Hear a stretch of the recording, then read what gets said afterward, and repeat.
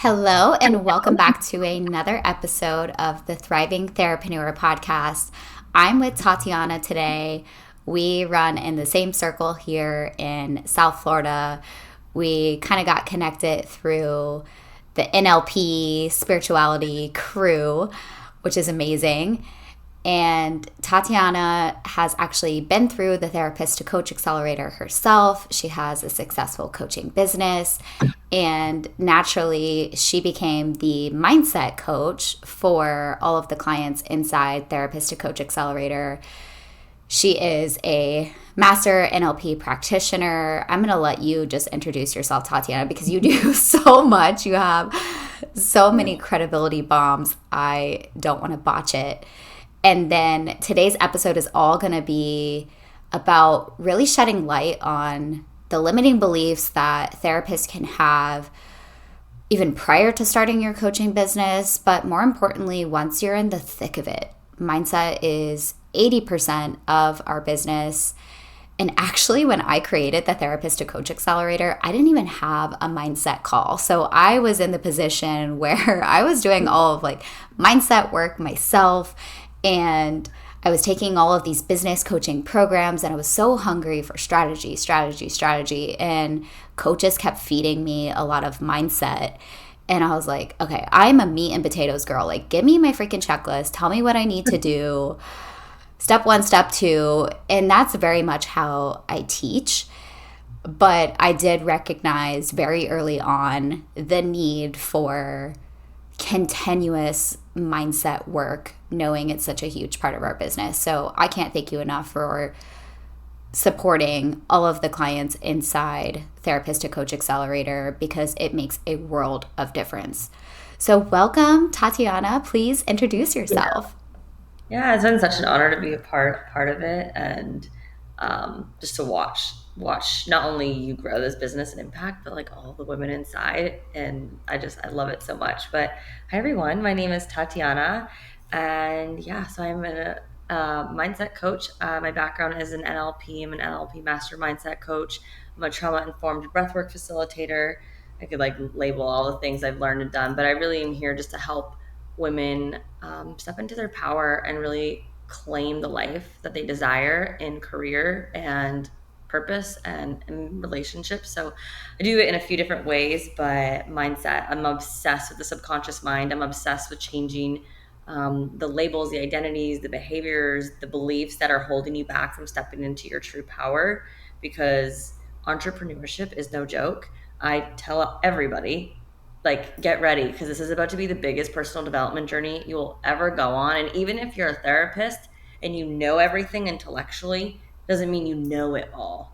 Embodiment, it will open up wounds and fears and beliefs like no other, but it is so worth it. And it gives you the opportunity to heal that and really step into who you are and step into your light. And I'm honestly so honored and grateful to be able to support you, your clients, your team, because the people you're working with have such a big mission and impact in this world, and they deserve to be able to make that impact for their clients. Incredibly said. And it's a continuous journey, like you said. Just when you think that you figured your shit out, it comes up again in a different way, because we're constantly up leveling, right? And as we hit a new level, something's going to come up again in a different way. And maybe it gets easier and easier to tackle. But when you said breathwork, I can't even believe I forgot to mention that. Our breathwork sessions, you and I, have helped me so incredibly much. I mean, Tatiana and I will go to the beach, and I'll bring a blanket, and she always has the most bomb playlist, and we'll set an intention, and I swear it feels like it was 30 minutes. I'm like, how long were we just doing breath work for? A full hour of breath work, and I'll just be sitting there sobbing and releasing, or I'll go on some crazy journey in my mind, and I leave feeling so light. And it makes a difference in my business when I am consciously putting an effort to do my own work. Yeah. When you said you're obsessed with the subconscious mind, Can you shed some light on that for a second? And, mindset is such a broad word, Yeah. broad topic, but it really does come down to our subconscious mind, which is basically 99% of our mind. So when Yeah. somebody's struggling with a limiting belief and they're consciously aware of it, but it's still coming up, coming up, coming up, it's because they haven't gotten to the root of it, right? I imagine Mhm. it like picking out weeds in your front Yeah. yard. Like you can pick out the top of the weed, but it's just going to grow back. Like you got to And the get leaves. to the Yeah. root. Hmm. How do you get to the root? Yeah, it's a really good question. I think it's important to realize that if you keep having a similar emotion or belief come up, like it's an indicator that you haven't got to the root. And so some of the best thing to do is just to ask yourself why. Like, I'm like, okay, well, what does that mean? Why is that there? What do you believe? And like we get just deeper and deeper. Most of the limiting beliefs have the deep root belief of like, I'm not good enough, I'm not worthy, like, or I don't trust myself. I feel like those are the top three root beliefs that get then stem into I'm not smart enough, or I'm not capable, or I'm not pretty enough, right? Like, but those are the deep wounded rooted beliefs I feel like most all humans have. But we Or get I'm going to be alone. Like we're mm, worried about what other people are going to think of us. yeah, the judgment. I would Yeah. even say they're like that would even come though from like I'm not good enough. I'm gonna be alone. Like I'm not good enough for love. Maybe you're worthy. Mm. Like so, yeah. Um, so I would say like how do you get to the root of it? I think you just keep asking yourself like what is the deeper rooted belief, and I think coming back to childhood because I think most of these beliefs stem from a significant event in your life, whether that's a parent or a teacher, you heard someone say something, or even you created meaning. Our subconscious mind was full, we were fully 100% subconscious beings from 0 to 7, then from like 7 to 10 to 12. That's when we're transitioning, bringing on the conscious a little bit. But think about all the things you consumed, all the meanings you made, right? Like you saw your mom cry and you may have meant like, oh, I must be a bad daughter. So you're walking around with this label that then creates all these other beliefs in other areas of your life. So bringing yourself back, like when was the first time you thought of this belief? Can you think of a memory? I love having all my clients like close your eyes and ask yourself those questions because your subconscious mind is like a filing cabinet. It's going to pop up a memory, a moment that you get to work through and then you get to handle and heal. But I think finding that root is just asking yourself those questions, whether it's somebody guiding you or maybe you journal out, okay, what am I feeling? Okay, well, what's the thought that's creating this feeling? Why is that there? What must I believe to be true to think this? Look at your life. What areas of your life aren't going well? Okay, what thoughts and beliefs have you been thinking unconsciously for that to be truth? Because your thoughts and beliefs dictate your reality. And I think you can just keep asking yourself, well, why? Well, what is that? Why? And then you'll get to uncover the root. And that's when you're like changing your glasses and you're going to start viewing your life. It may not be gone suddenly, but now you're going to start becoming more aware of it and how it's showing up in every area of your life, most likely. Most definitely. And also recognize that it's probably an irrational belief. You adapted it from, like you said, Yeah. your parents, your childhood, and then you're making it mean something about your current reality. You're connecting these imaginary dots, if you will, when they have nothing to do with one another. But that's how our mind works, right? Mm-hmm. It's still holding on to that fear because maybe it once protected us, but is it really protecting us anymore? And kind of having that conversation like with yourself, and it's like, no, no, no, like I see why you're here, I see you're trying to protect me, but I got it, I'm going to be in the driver's seat, let me handle this, thank you, Yeah. I love you for trying to protect me and Mhm. trying to keep me safe and stay in my comfort zone, but I'm going to go do XYZ now. Like being that like wise big sister leader. I would say this to all your clients all the time. It's like, well, I felt it for a moment, but then I tried to avoid it. And I'm like, you're you're like slamming the door shut on a wounded little child who's throwing a tantrum when they just need to be like heard and seen and like hugged and acknowledged, right? And then you can be like, okay, cool. I see you, I feel you, and we're not going to let you run the show. Like you said, we're going to come back into the driver's seat. But I think it's that reminder. And for those listening, like, you guys may know this, like, as therapists, but we're all human and we all have blind spots. We all have our beliefs. And I think it's just that reminder thing. This is why I think there's power in coaches having coaches and therapists having therapists, like that support, because you're just as human and you're going to be just as blind when you're in like the middle of a triggered belief or an emotion. Right. Yeah, it's like people always say, feel the fear and do it anyways. And it's almost like you're just forcing yourself through something instead of like feeling the fear, talking to it, saying what's up, acknowledging it, Yeah. having a conversation with it, and then moving on. Right? You can't just like force your way through something. It's just going to come up again and again and again, 10 times worse. Exactly. It's like, I think I like having our emotions as like little kids and tantrums. Like, think about it. The kid's throwing a tantrum, you close the door on them, and then what's going to happen? They'll probably keep going, or they'll exhaust themselves. They'll fall asleep. And what do? You open the door, and it's going to be, the child's going to be right there, ready to like be acknowledged. So just don't ignore it. Don't avoid it. Like, Yeah. give it a moment to be felt and seen. Don't collapse into it. But like when you like just acknowledge it, then you get to rise up above it and choose a new thought, to then choose a new feeling, to then choose a new way of being in a reality. Exactly. Let's speak to some of the common beliefs, limiting beliefs, or mindset challenges, rather, that therapists are experiencing once they do start their coaching business. Yeah. The biggest one, or the very common one, is like this imposter syndrome. Like, well, who am I? Or some type of fear, or am I capable, qualified, smart enough, like whatever it is. All of those little beliefs, it's constantly like this imposterness. And I love to say this to everyone, because someone said it once to me and it just landed. I think when you feel like an imposter, like imposter syndrome, that is one of the best indicator symptoms that you are growing and you are evolving, right? We are humans. We're meant to be growing. We're meant to be constant students and learning new things and being beginner at something else. And so when I hear someone say, I feel like an imposter, I'm like, great, you're just stepping into a version of yourself that you've never been before. So of course it's going to feel uncomfortable. Of course it's going to feel like, who am I? Yet you probably felt the same way when you went from a college student to a therapist, right?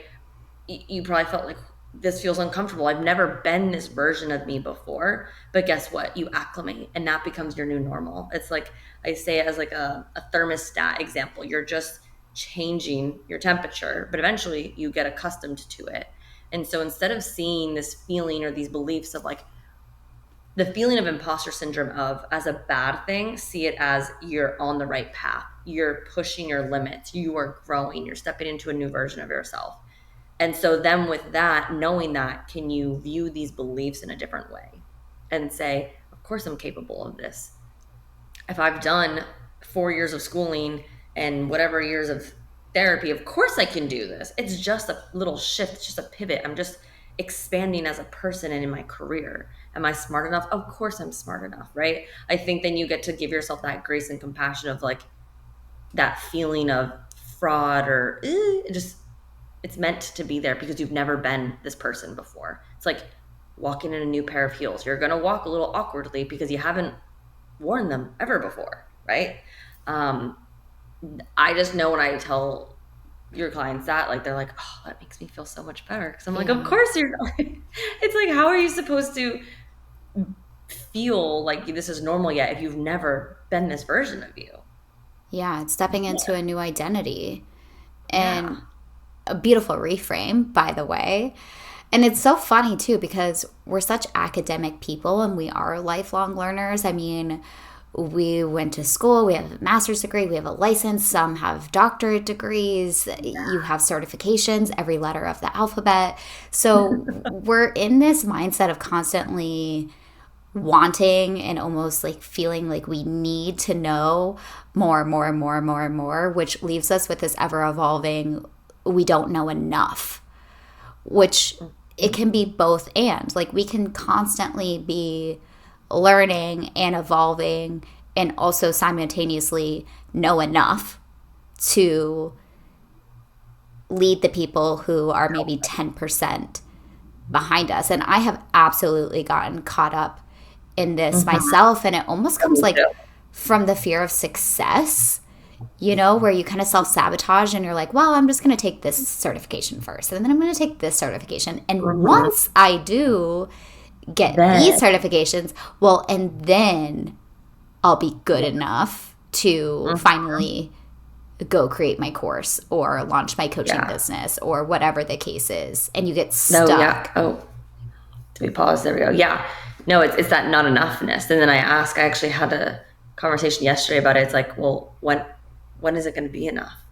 I get it. I used to do all the certifications and cool, it taught me a lot. And are you giving yourself that time to embody it? And can you feel that enoughness within you now? Can you feel that trust and confidence with you now? Um, It's also such a because buzzword, imposter syndrome. I think we have to yeah, be careful of the story we tell ourselves and identifying with imposter syndrome just because it's the easy thing to do when in reality you may not be struggling with imposter syndrome at all. you may be And struggling with comparing yourself to somebody else. exactly. Or you just may not have all of the resources to successfully launch what you're trying. You maybe just need more information and Hmm. strategy. Yeah.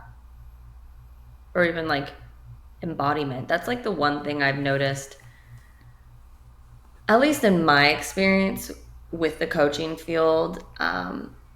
This is going to be kind of bold to say versus therapy. I see coaches embody the work a lot more than Hmm. sometimes therapists.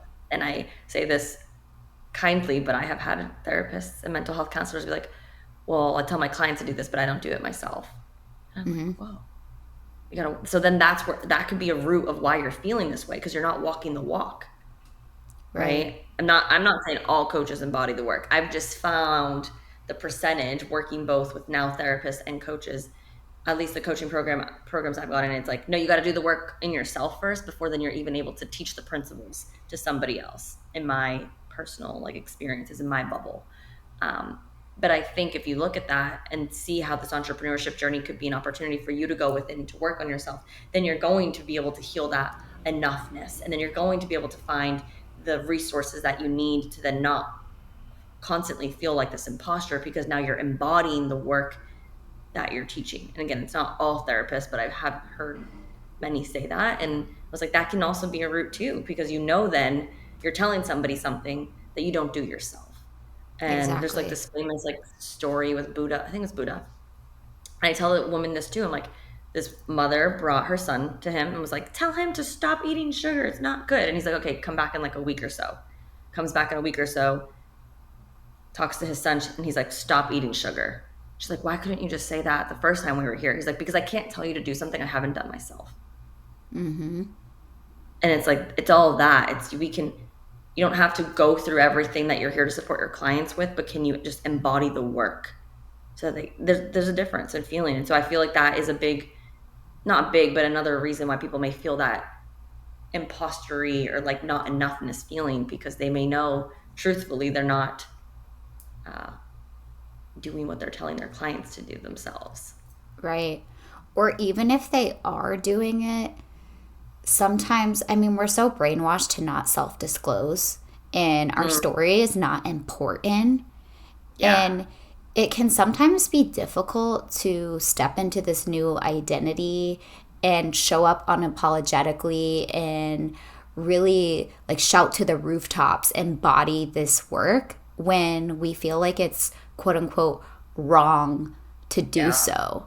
So we're speaking and we're marketing about like, hey, this is how I can help you, but the part of us that is really sharing our personal story is afraid to come out. If you're being seen, that's a huge one that comes up a lot because you guys in Yeah. in school, it wasn't taught to be open and share your story as a therapist. Let's talk about the visibility for a second. Fear of being Yeah. seen. Where do you see that come up most often? Is it social media? Yeah. And social media. Um, there's this, I find that there's this like fear of if they share their story, And if they're open and vulnerable, they won't be taken serious or seen as the authority or seen as the expert. And I like to reframe it as like, I actually believe in the opposite, because people just don't buy into what you do, they buy into who you are. And I personally, which would much rather pay way more money to somebody who has actually been through a very similar situation than me and who can actually understand everything I'm going through, versus somebody who just is textbook and can't relate. And so it's that belief of like, if I'm, well, there's many beliefs. Most of the fear of being seen comes from childhood. I've seen that pattern. There's either they were too much and they were told to be quiet, and there's this fear of being seen, not safe being seen, not safe expressing their emotions growing up. But I will say that it is playing also a role of the programming and schooling of, you shouldn't be sharing your story as a therapist. It's not like professional, and it's uncomfortable to do that on social media. And I think social media in general is uncomfortable, right? The first time I remember sharing my video, my story, I was like, oh my goodness, like you're just shedding light to all these wounds and maybe parts of you that you're ashamed of or you're not proud of, but you should be proud of because you've overcome it. But it's like this, I'm not perfect. I'm not a perfect human. And it's uncomfortable for therapists to really like share that, because society looks at them as these people sometimes of like knowing everything and having their lives together, but really they're human and they have their own struggles and experiences. And I think sharing that has been it's been a experience for some of your clients to go through, which of course Me it's too. not. Yeah. Truly, like it does get easier over time. It's almost like exposure therapy. Like you gotta fake it till you make Yeah. it. You gotta like put the post out there. Mel Robbins talks about how social media, when you're using it for business, like it's not for friends and family.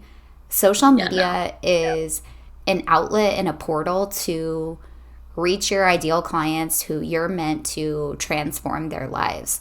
So much of what maybe we're afraid to post and be seen and these visibility wounds are coming up does stem from judgment, right? It's Mhm. hard to be seen. What are people going to think of us? What is that going to make it mean about us? And then take it a step further, like you said earlier, it's going to make us feel like we're not good enough. We're going to isolate Mhm. ourselves. We're going to lose friends. They're going to talk about us, whatever the case is. So when you can stay Yeah. focused on your mission and your That's why, that's what's personally helped me, because when I was switching into the role of business coaching, I'm like, well, who the hell am I to do this? I'm just a social worker by trade, right? But I was mm, doing business coaching one on the side. I was helping therapists start their private practice originally. I was successfully running my own coaching business. I was like, I know how to do this. But when it came to like coming out of my shell, per se, going outside of my warm owning it. network, actually changing my bio on Mhm. Instagram and posting, like, yo, this is who I am now and this is what I'm doing. It's scary. Of course. Yeah. It's coming back to that, like, well, I've never been this version of me before, or I've never identified as this person, but it's been within you all along. I experience the same thing. And even for therapists in the coaching world who then pivot, right? Like that's okay too. I've been through like health coaching, and then I was already doing mindset subconscious work. Like I used to have clients be like, I get so much more out of our check-ins and our therapy calls, because it was so natural for me. And it's okay. Then I shift, but I had that fear that held me back from doing mindset coaching for so long. So I was like, well, who am I to be a mindset coach? Or when I have this thriving health business, then I'll pivot. But it's like, no, I'm not going to have the thriving health coaching business because I'm not meant to fully be there.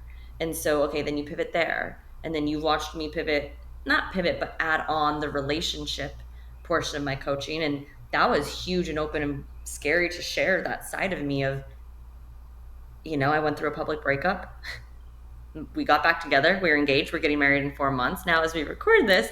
But that was like, that's scary. Like that's like inside look into your personal life. And yes, social media, people are going to wonder like, wait, you don't live together anymore. So it was public, But because of what we went through, what we learned in our own experience and then my own trainings, I've now been able to help so many other people in very similar situations. So I think it's finding that, can you find the comfortability in sharing your story with a positive end or with a lesson, instead of it being like, no, you just went through this. Like, no, you went through it, but you overcame it. And this is why you're doing it. And connecting back, like you said, to your mission. I think when I feel this fear of sharing this side of myself, or this um my life, I think about like, okay, this isn't for my friends and family. They probably won't even watch, and if they do, cool, have fun, you guys can judge if you want. But like, why am I saying this? Who am I saying this for? I'm saying this for the woman who's brokenhearted and feels like she has no hope in finding love. Or I'm saying this for the woman who's stuck at that dead end job because she believes she's not worth and capable of starting a business on her own. And so when we take the viewpoint of not us, but them. Like, I'm here to share my mission and message to be of service for others. I think that helps us dissolve a little bit of that fear. At least that's what's helped me. It's like bringing it back to like my purpose and my why and who I'm here to help. And if I don't share this, I'm doing them a disservice. Yeah, perfectly said. Me too. That's really what's helped me the most. Let's talk about money for a second, because this is Mhm. another big limiting belief that comes up. And also in school, we're taught, we're not supposed to want to make money as therapists, or people say, like, we're trying to capitalize on people's pain and make money off of their pain. But I am all about therapists unapologetically wanting to make more money and also simultaneously transform and impact more lives. Again, it doesn't have to be this either or, black or white. It can be both and, but people are always afraid they're going to be salesy. They don't want to come off as like too much, and then they're only talking about their offers like a little bit, or they're talking about their offers without confidence and conviction. They're being all shy about it, and energy comes through. Like, you have to be so freaking hype about your offers and what you have. Like, get in the room. Holy cow, you're missing out. This is what's happening. This is how I can help you. Yeah. What do you see most often when it comes to money? Yeah. That fear, like the fear of charging because like they don't want people to judge them for their price. But I just like think about it this way. No one bats an eye when a doctor charges what they charge for anything, whether it's medical or cosmetic. Like it's just that doctors can do both, make an impact and make a lot of money. Why can't therapists? Mm-hmm. Like I don't understand where the stigma came in. And I try to tell everyone, it's like, don't worry. People already know, like, you have a heart and you're in it for, like, you didn't become a therapist for the money. We get that. Like, you're Yeah. here to provide service, but also you don't have to sacrifice your life, your desires, your needs to help others. Like, you can have both. There is plenty of money in the world. And when you can believe in that and take you out of the equation, right? It's a business, and see these people aren't just this is what I see a lot. It's not just an hour of your time. You are charging for your think about how much you paid for college, first of all. So your years of learning, education, your expertise, your years of training, all within a 1 hour moment, right? So it's not like, what are you worth for an hour? No, like, you're here to provide value and transformation in a shorter amount of time. So like, that's priceless. The work you're doing for somebody is priceless. And so I think it's looking at, you're not charging what you're worth. You're charging the value. You're charging the transformation they get. And I find that that's where a lot of the fear comes in. Like, well, am I worth $300 an hour? Or my time worth? And I'm like, aren't you worth a lot more? Like, what? Mm-hmm. Us as humans, we're worth a lot more. Um, or this, feeling bad charging this amount of money. But I'm like, okay, but like, people are over here buying $5,000 Louis Vuitton bags because they're They masking value pain. it.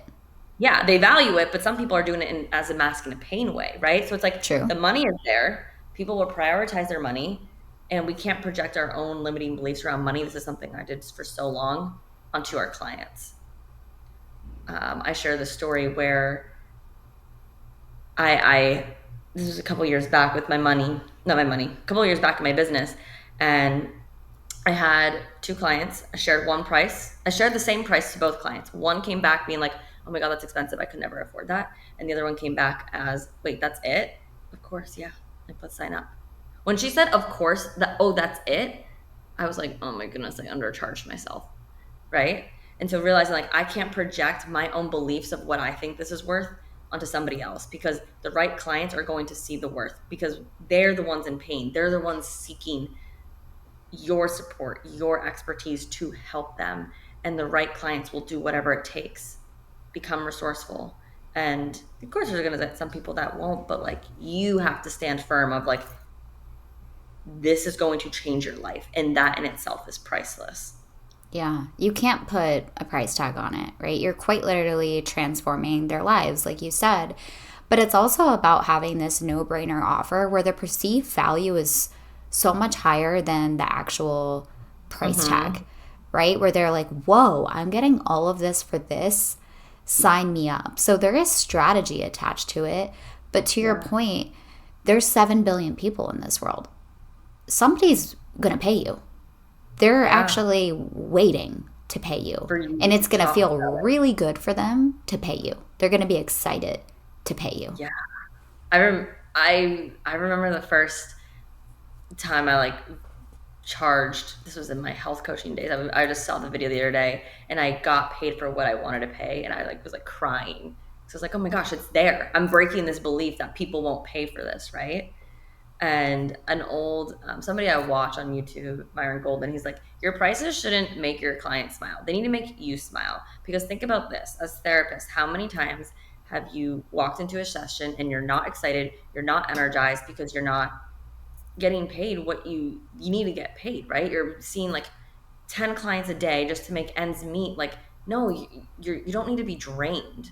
You don't deserve that. Like, you can have both. I say charge what feels so exciting, that feels like a heck yes, so that you show up with 150% of your energy. You don't resent your clients, and you over deliver, because it's like it's actually a fair exchange. And that's where I think coaches can provide the most transformation with their clients, is when there is that fair exchange. Because I've seen a lot of therapists resent their clients because they know they're being underpaid and undervalued, and that's not fair either, because you're worth more than like shirt. Like stuff, like think about what people are paying, like Balenciaga shirts. You know what I mean? Like, it's there. Yeah. Do the math, right? Like, figure out what are your standards. And you can also climb the ladder of raising your prices, right? Like, you can start off with one, you can get paid that, and you can prove to yourself, okay, all right, people will pay for this, and make it like a little game. Like, oh, next time I'm going to offer $500 more, or I'm going to offer $1,000 more, and you keep continuously raising your prices, and then you can take, larger leaps, because you're climbing, I call it like this ladder of believability, and you're proving to yourself that people want this, it's good, it works, I'm constantly adding more value, and then there you go. Becoming your new energetic norm. Once you do it once, you can't go back. Like, you can do it again. Yeah. Like, it's there. I love that. I've heard the ladder believability example, and I write it down. Like, I have it visually. I'm like, okay, this is the goal. What stepping stones can I do to get there? And realizing that, I mean, it is your business. You don't have to jump from like 2,000 to 5,000 right away. Because if your energy, like if energetically and your belief isn't there and confidence, I don't want to project and say like it won't sell. It will be harder to, because people feel your energy. Like you said, like you need to be hyped. You need to be confident. You need to be like, you are only getting this for $5,000. Are you kidding me? This is a steal. It's going to change your life forever. Versus like, well, it's $5,000. Like, why would I want to buy it? Why would $5,000? Do you want to think about it? How does that sound to you? Right? No, it's like all of this is valued at $7,500. Mm-hmm. And Yep. today's price is $5,000. And I have plenty of payment plans available. You want to make it easy for them to pay Yeah, say you. yeah. And think and not worrying about can they make it work, like they're adults and they are responsible enough to prioritize and manage their money where they need to. I think it's now letting go of like this fear of being judged around what you're charging, or whether, like, am I worthy? Again, it's coming back to those beliefs as to why aren't you charging what you want to charge. I've done so much money mindset work, as I grew up with immigrant parents, so like I had a lot of that like scarce money, and I'm still working through it. But I think when you can understand like money is out there and it is abundant, and you get to have both impact and money. Like that's how the wealthy think. I read that in the book, The Millionaire Mindset by TV Hark. He's like, the rich, successful, wealthy people don't think this or that. They say, how can I have both? And that has always stuck with me. Um, and if, I mean, I can like give tips on like money mindset books that have truly helped me, but money mindset like needs to be done because you have bills to pay, but you also have a life to live, and you get to have both that impact and that income that you desire. Yeah, we can link them in the show notes, but I absolutely agree. And something that's also helped me is it's just no big deal. Like, I remember when I made my first 6-figure month, it was a year ago at this point, and I've been making 6-figure months since. But, I said to my coach at the time, like, holy shit, like, I just made like 6 figures in 1 month. Like, I wasn't even making 6 figures in 1 year in my other social work jobs. Yeah. And she was like, you need to make it no big deal. Like, this Yeah, is neutralize just, it. this is what you do. It's almost like frying eggs on a Tuesday morning. Like, you just make freaking 6-figure months. You're just a millionaire. Mm-hmm. Like, that is just what you do. So when you're charging high ticket prices, you're, charging $5,000 for the first time, and you actually receive that payment and you're looking in your credit card processor, feel the hype, feel the excitement, but then Yeah. also look at it as evidence of like, oh, this is just what I do now. Of course. Yeah. Yeah. One thing I would add to that is because I did that and I learned the hard way was I wasn't in gratitude for it. So my Mm, learning how to neutralize it was more of me being kind of like ego prideful, and I had a lesson there. So it's like, yeah, be grateful, but realizing like you're worthy of that. Like, of course I make this much because I'm providing this much value to the world. And right. I'm so grateful for that opportunity because yeah, if you, I just, that was a hard lesson for me to learn. So Yeah. Be like, in awe, be in gratitude.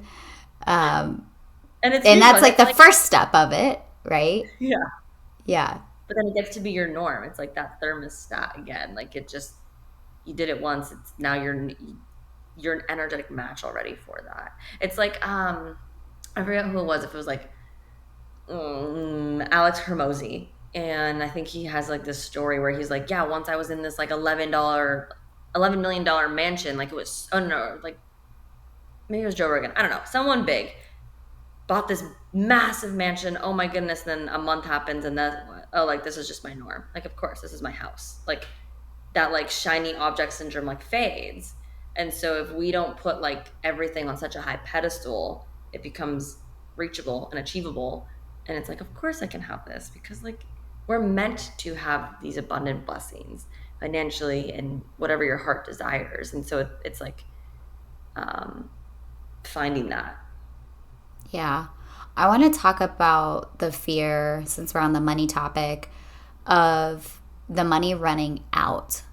I was having a conversation actually with a client yesterday, and she's having great success. And sometimes there is dips and lulls, especially as you're scaling, you're hiring a sales team, and things can fluctuate, right?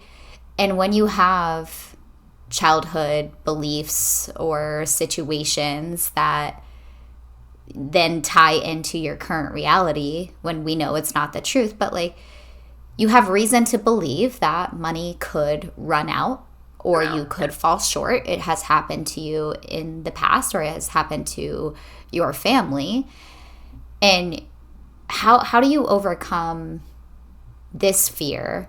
Again, it goes down to, like, we had the conversation of like, well, where is this actually coming from? Like, have you actually ran out of money before? And her parents had a difficult time, and so it's very subconscious, and she's read all the books and listened to the podcast, etc. But she's got to pull the bottom of the weed out. But yeah, when you're making, like, it's like when people win the lottery, right? And then they lose it all, or they can't sustain it because their mindset is not up to par to hold the energy of abundance. Yeah, they don't think they're worthy, capable, good enough for that. And then they spend it all because they self-sabotaged it, because for whatever reason, right? I met somebody who was making so much money and he had nothing to show for it.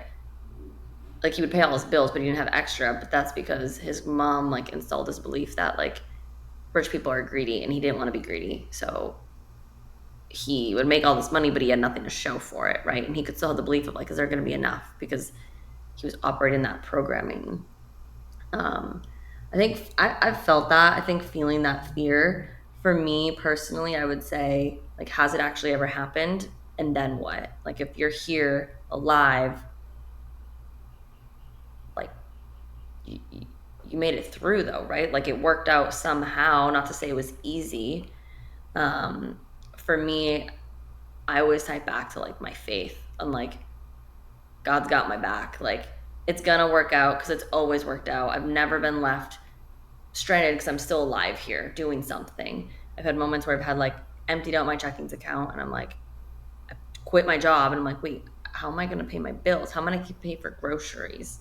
So of course that fear is there, and you feel it, and then it's kind of like a surrender moment, like hands in the air, like, okay, like, God, like, or universe, like, whatever you connect to, like, I'm here, like, help me. Like, I believe entrepreneurship comes with having a faith in something higher than you, because it always works out in some way. It may not work out in the way you thought it would, but it works out enough, and it will be okay. That's trusting yourself too, yeah. that you can go from rock bottom or zero and continue to rise up. Like, I always talk about how I went into debt taking business coaching programs to learn what I know now, and that was never with the intention to be a business coach. It was for myself. Like, I was on a mission to crack the code. Yeah. And I would come out of my office and be like, babe, I'm spending another $10,000 on this program. It's like, again, but I was, I know you know this feeling deeply, but I was trusting myself, and I was using debt as a tool that I would figure it out. So I was at zero. I was at negative, but I didn't make it mean something negative. Yeah. I was still holding the hope. Yeah, the vision, the fire. I saw a video the other day of this man, like those people that get interviewed on, like, TikTok or anything. He's like, what's the most you made in a year? He's like, I just made $160 million. Holy crap. He's like, what's your best advice? He's like, the people who are broke, the people who are broke are the ones who are most dangerous, because they're going to hit a rock bottom, and they're going to be sick and tired, and eventually that is going to fuel them for the rest of their lives, because they will never want to go back. And that's where I would say, like, right, like, we know where we've been, we don't want to be there before, so that, like, fuels us, versus we're just handed it as a child. You can't compare what it's like to not have it. So if you've experienced what it's like to not have it, can you choose, instead of a victim story, a victor story, and be like, okay, I'm going to trust myself and believe in myself to never be in that place ever again, and I'm going to use this as ammo and as motivation and as energy to completely build a different life than I've ever experienced before. And that's what I would add on to that. Even if it wasn't you who experienced it, and it was your parents, like you were talking about how you had immigrant parents, it's like, use that still as a victor story. Wow, if they could come from zero in lead me to live this crazy abundant life that I'm living, then what else can I do? They made it. I made it. I can continue to make it. I can make it even 10 times better than they made it and use it as evidence. Yeah. One thing I will add for that, because I think it's an important thing for me to share in my story as well as some other people. It wasn't always like that for me. Like I had that as a why. So that was my why, my vision. But subconsciously, I felt guilty. I was like, well, who am I to make all this money and have this lifestyle freedom when my parents and my grandparents sacrificed so much for me? Like that's not fair. So that was another way of me self-sabotaging money-wise success. And so that's one thing I just like want to bring that parent, because I think that comes up often more than people think until they hear somebody say that and experience it. And it's like, no, your parents had to go through what they went through. That's a part of their journey. And you can be here to break generational cycles and patterns. You get to show them the way, and don't feel bad for having a better life than them, because they made the sacrifices for you to do it. My mom was like, if you don't go and run and do better than me, then everything I sacrificed for was for nothing. And it was like a whole, like it was a very deep belief and emotion and story I had to reprogram for myself. And I just think that people can easily fall into that trap too. But it's like, well, it's not fair. Like my mom had to suffer. So like, why do I get to have a better life than her? And it's like, it's not about that. Like you have the better life. Let her sacrifices be worth it. And if she's still around, like give back, right? Yeah. Just something I just wanted to add into that, because that was really big for me too. Like it wasn't like this. It was consciously, but subconsciously I was going the opposite direction. That's again why the subconscious mind is so powerful, because that's where your values, your beliefs, your programming is. And so if you're not where you want to be, you might need to take a look at the subconscious, because that's what's driving the show. Yeah, something similar happened to me where we kind of like make ourselves smaller, or we dim our own light. I was afraid to talk about my success. I didn't want my family and friends to find out, because it was more really like my family. Like I didn't want anyone to feel bad about themselves that I was rising above, right? Because I was always the cheerleader, boosting everyone up, and like, you're doing so incredible, and being the listener. And it can make you feel guilty, like you were saying. Like that was the core emotion, like feeling guilty for rising up, being successful, being that bright shiny light, because it could dim someone else's light. And because you care so much, like that would hurt your heart for someone to feel bad about themselves when they would compare themselves to you.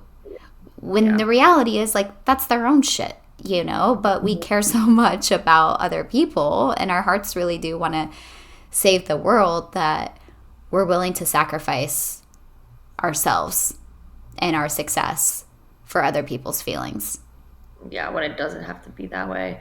Analogy that I heard that's always helped me, that I share with your clients, is like, take a breath, like just take a breath right now. You just had some oxygen. Guess what? You taking that breath didn't take away from anybody else. So there's an abundant amount of success and money, whatever else you desire. It's not taking away from it. So when I thought of that, I was like, oh, okay, cool. Like I can be successful, and so can the other person. When I shine my light bright, it doesn't dim other people's, it inspires them to shine brighter. And it's just, again, that story that you have to like shift and change, because you sacrificing yourself for other people hurts nobody but you. And exactly. That was something I had to work through as well. And I think a lot of therapists too, because they're so service oriented, their hearts are in it. They don't want to be seen a certain way, because they're service driven, they're heart driven.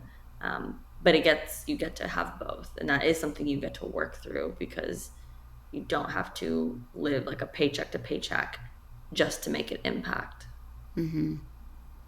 Yeah, full circle to just how important mindset really is continuously. getting down to the root of your subconscious beliefs, changing at the identity level. You know, we have to be the person to do the actions to have the successful business.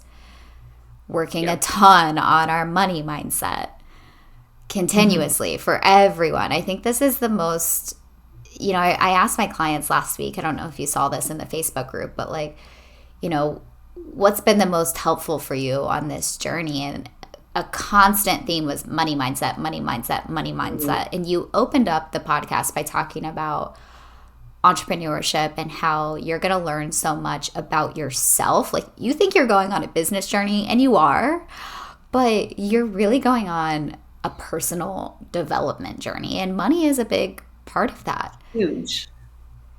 So continue to do your work if you're listening.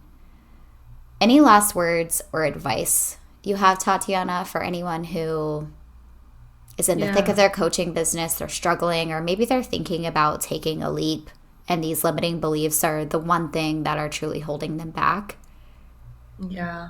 I'd say a few things. For the people with the limiting beliefs, I would just say, like, how much longer are you going to watch others live the life that you want to live?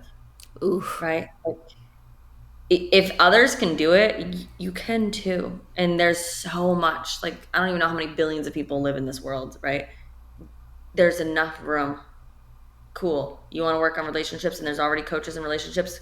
You do it in a different way. You bring your own story. This is how your story comes into play, your own uniqueness.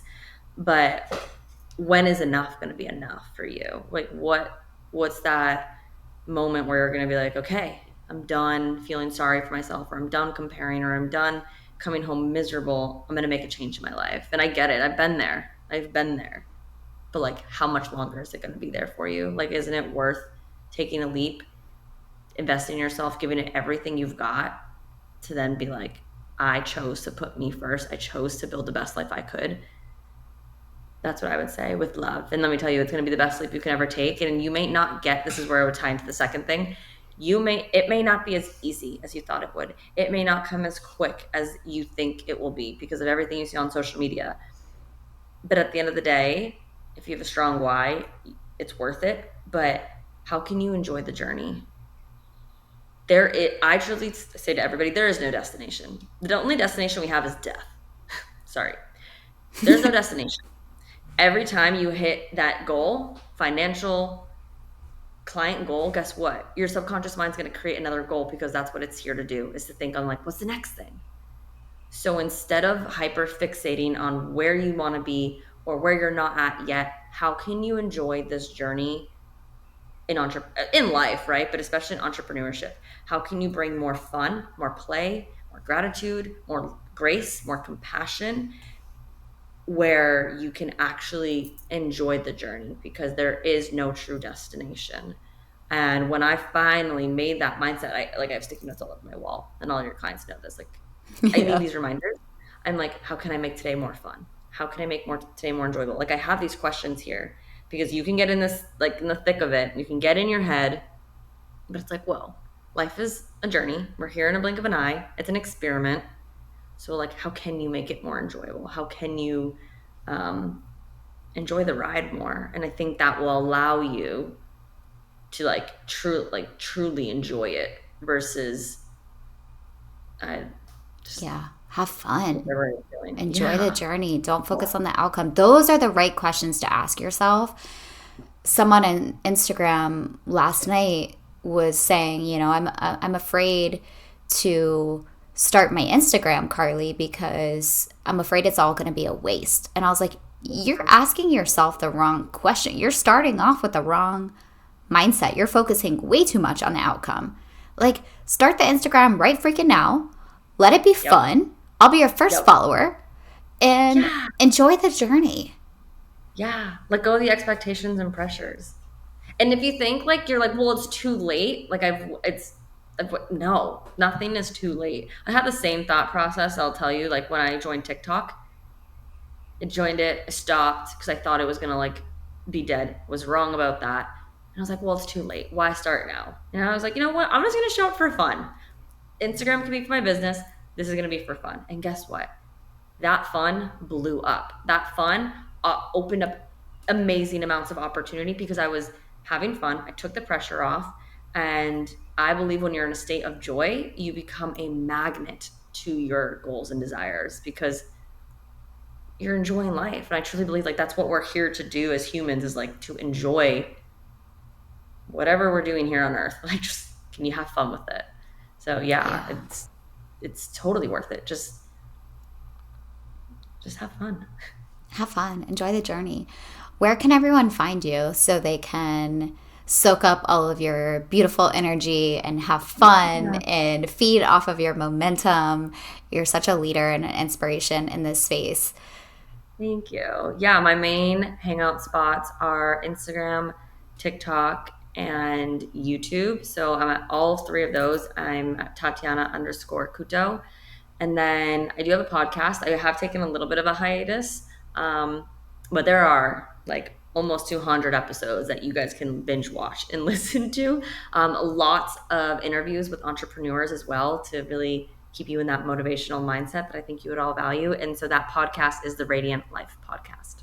Incredible. And I will link all of this for you guys in the show notes below so you can go listen and follow and soak in Tatiana's beautiful energy. Thank you, thank you, thank you, Tatiana. I am so fortunate to have you in my life, in my business, and be leading all of the wonderful, ambitious therapist through this journey of adding coaching, buying back their freedom, impacting more lives, unapologetically, making more money. So until next time, Therapreneurs, keep chugging along. Thank you so much for having me.